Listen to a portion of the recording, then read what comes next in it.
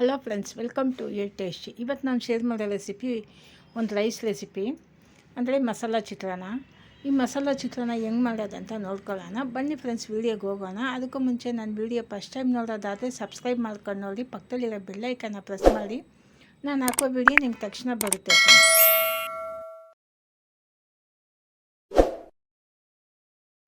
ಈ ಮಸಾಲ ಚಿತ್ರಾನ್ನ ಟೇಸ್ಟ್ ತುಂಬ ಚೆನ್ನಾಗಿರುತ್ತೆ. ನಾವು ಫಂಕ್ಷನ್ಗೆಲ್ಲ ಹೋದರೆ ಅಲ್ಲಿ ಎಲ್ಲ ಕಡೆಯೂ ಚಿತ್ರಾನ್ನ ಅಂತಲೇ ಮಸಾಲ ಚಿತ್ರಾನ್ನನೇ ಫೇಮಸ್ಸಾಗಿ ಹಾಕೋದು.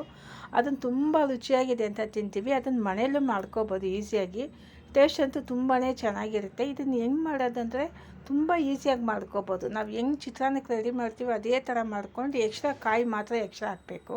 ನೋಡಿ, 1 ಓಲ್ ಕಾಯಿ ತೊಗೊಂಡಿದ್ದೀನಿ. ಅರ್ಧ kg ಅಕ್ಕಿಗೆ 1 ಓಲ್ ಕಾಯಿ, 1 ಸ್ಪೂನು ಸಾಸಿವೆ, 1 ಸ್ಪೂನು ಜೀರಿಗೆ ಒಂದು ಅರ್ಧ ಸ್ಪೂನ್ ಎಕ್ಸ್ಟ್ರಾ ಸೇರಿಸ್ಕೊಳ್ಳಿ.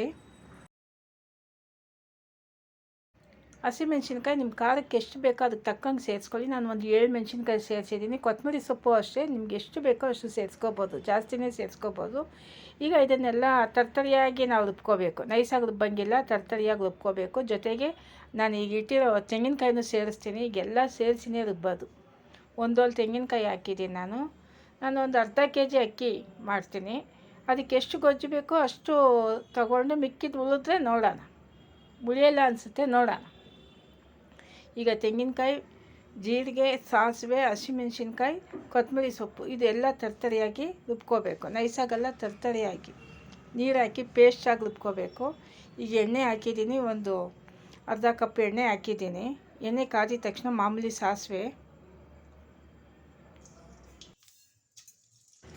ಆದಷ್ಟು ತಳ ಗಟ್ಟಿ ಇರೋ ಬಾಣಲಿ ಇಟ್ಕೊಳ್ಳಿ, ಚೆನ್ನಾಗಿರುತ್ತೆ. ನಿಮಗೆ ತಳ ಹಿಡಿಯಲ್ಲ, ಯಾಕಂದರೆ ಕಾಯಿ ಹಾಕ್ತೀವಲ್ಲ, ಒಂದು ಸ್ವಲ್ಪ ಲೈಟಾಗಿ ತಳ ಹಿಡಿಯುತ್ತೆ. ಅದರಿಂದ ಕಡಲೆಕಾಯಿ ಬೀಜ ನಿಮ್ಗೆ ಎಷ್ಟು ಬೇಕೋ ಅಷ್ಟು ಜಾಸ್ತಿ ಸೇರಿಸ್ಕೊಳ್ಳಿ. ಇದನ್ನು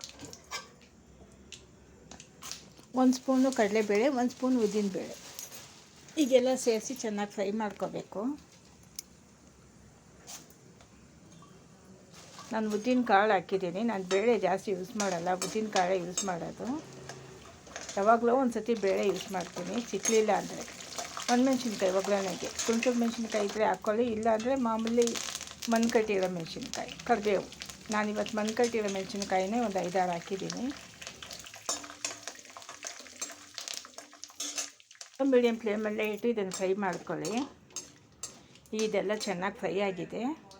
ಈಗ ನಾವು ರುಬ್ಬಿರೋ ಪೇಸ್ಟ್ನ ಸೇರಿಸಿ ಇದನ್ನು ಚೆನ್ನಾಗಿ ಈಗ ಇನ್ನೂ ಸಿಮ್ಗೆ ಇಟ್ಕೊಳ್ಳೋಣ. ಲೋ ಮೀಡಿಯಮ್ ಫ್ಲೇಮ್ ಬೇಡ, ಸಿಮ್ಮಲ್ಲಿ ಇಟ್ಕೊಂಡು ಚೆನ್ನಾಗಿ ಫ್ರೈ ಮಾಡ್ಕೊಳ್ಳಿ. ಇದನ್ನು ಅರಿಶಿನ ಪುಡಿನೂ ಇದಕ್ಕೆ ಸೇರಿಸ್ಕೊಳ್ಳಿ, ಕಲರ್ ಚೆನ್ನಾಗಿ ಬರುತ್ತೆ.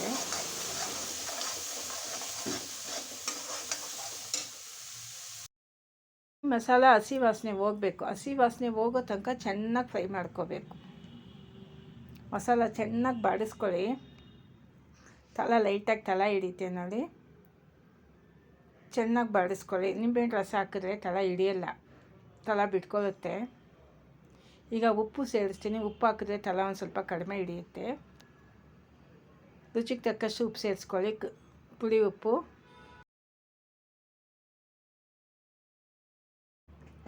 ಈಗ ಉಪ್ಪೆಲ್ಲ ಸೇರಿಸಿ ಚೆನ್ನಾಗಿ ಮಿಕ್ಸ್ ಮಾಡ್ಕೊಳ್ಳಿ. ತಳ ಹಿಡಿಯೋದು ಕಡಿಮೆ ಆಗುತ್ತೆ. ಸಿಮ್ಮಲ್ಲೇ ಇಡಿ, ನೀವು ಫಾಸ್ಟಲ್ಲಿ ಅಂತ ಇಡೋಕ್ಕೆ ಹೋಗಬೇಡಿ, ಲೋ ಮೀಡಿಯಮ್ ಫ್ಲೇಮು ಬೇಡ, ಆದಷ್ಟು ಸಿಮ್ಮಲ್ಲೇ ಇಟ್ಕೊಳ್ಳಿ. ಈಗ ನೋಡಿ, ತಳ ಹಿಡಿಯೋದು ಕಡಿಮೆ ಆಗುತ್ತೆ. ಇದೆಲ್ಲ ಫ್ರೈ ಆಯಿತು, ಹಸಿ ವಾಸನೆ ಹೋಯ್ತು. ಈಗ ನಾನು ಒಂದು 4 ನಿಂಬೆಹಣ್ಣು ಹಿಡಿಯಿಟ್ಟಿದ್ದೀನಿ, ಅದನ್ನೇ ಸೇರಿಸ್ಕೊಳ್ಳೋಣ. ಈಗೆಲ್ಲ ಸೇರಿಸ್ಕೊಂಡಿದ್ದಾಯಿತು. ನಿಂಬೆಹಣ್ಣು ರಸ ಎಲ್ಲ ತಳ ಹಿಡಿಯೋದು ಕಡಿಮೆ ಆಯಿತು ನೋಡಿ. ಅಷ್ಟೇ, ಸ್ಟವ್ ಆಫ್ ಮಾಡಿಬಿಡೋಣ. ಈಗ ಸ್ಟವ್ ಆಫ್ ಮಾಡಿಬಿಟ್ಟೆ. ಇಂಗೂ ಸೇರಿಸ್ಕೊಳ್ಳಿ, ಒಂದು ಸ್ವಲ್ಪ ಚೆನ್ನಾಗಿರುತ್ತೆ ಟೇಸ್ಟ್. ನಿಮ್ಗೆ ಶುಂಠಿ ಬೇಕಾದರೆ ಶುಂಠಿನೂ ನೀವು ಒಂದು ಸಣ್ಣ ಪೀಸ್ ಹಾಕಿ ನೀವು ಆ ಪೇಸ್ಟಲ್ಲೇ ಸೇರಿಸಿ ರುಬ್ಕೋಬೋದು, ಚೆನ್ನಾಗಿರುತ್ತೆ. ನಾನಿವತ್ತು ಶುಂಠಿ ಸೇರಿಸಿಲ್ಲ, ಬರೀ ಇಂಗು ಮಾತ್ರ ಸೇರಿಸಿದ್ದೀನಿ. ಗೊಜ್ಜು ಒಂದು ಸ್ವಲ್ಪ ತೆಗೆದು ಇಟ್ಬಿಟ್ಟು ಎಷ್ಟು ಬೇಕೋ ಅಷ್ಟು ಅನ್ನಕ್ಕೆ ನಾನು ಈಗ ಸ್ವಲ್ಪ ಅನ್ನ ಮಿಕ್ಸ್ ಮಾಡಿ ತೋರಿಸ್ತಾ ಇದ್ದೀನಿ. ಇದು ಒಂದು 3/4 kg ಅಕ್ಕಿಗೆ ಆಗುತ್ತೆ. ನಾನು ಒಂದು ಸ್ವಲ್ಪ ಈಗ ನಿಮ್ಗೆ ಮಿಕ್ಸ್ ಮಾಡಿ ತೋರಿಸ್ತಾ ಇರೋದು. ಅನ್ನ ಒಂದು ಸ್ವಲ್ಪ ಅಗಲಗಲಾಗಿ ನೋಡಿಕೊಂಡು ಬಸಿರಿ. ನಾನು ಬಿಸಿ ಅನ್ನನೇ ಫ್ಯಾನ್ ಕೆಳಗಡೆ ಇಟ್ಟು ಅದನ್ನು ಆರಕ್ಕೆ ಇಟ್ಟಿದ್ದೆ. ಒಂದು ಸ್ವಲ್ಪ ಹೊತ್ತು ಲೈಟಾಗಿ ಆರಿದೆ. ಈಗ ನೋಡಿ ಮಿಕ್ಸ್ ಮಾಡ್ತಾಯಿದ್ದೀನಿ. ಆ ಘಮ ಚೆನ್ನಾಗಿದೆ, ಮಿಕ್ಸ್ ಮಾಡ್ತಾ ಮಾಡ್ತಾ ಚೆನ್ನಾಗಿದೆ.